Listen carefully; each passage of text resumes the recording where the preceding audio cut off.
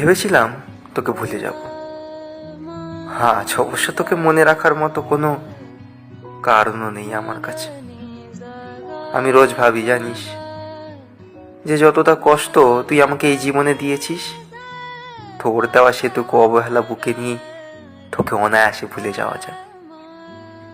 অথচ আমি এখনো তোকে ভুলতে পারি না। কেন জানিস? কারণ আজ থেকে কয়েক বছর আগে যে তুইটাকে আমি ভালোবেসেছিলাম, সেই তুইটা আজও আমার বড্ড প্রিয় রে।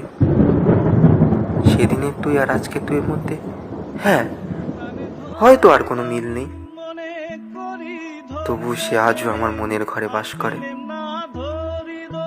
তাই আমি শতবার চেয়েও তোকে ভুলতে পারি না, আর হয়তো কোনোদিন ভুলতে পারবোও না।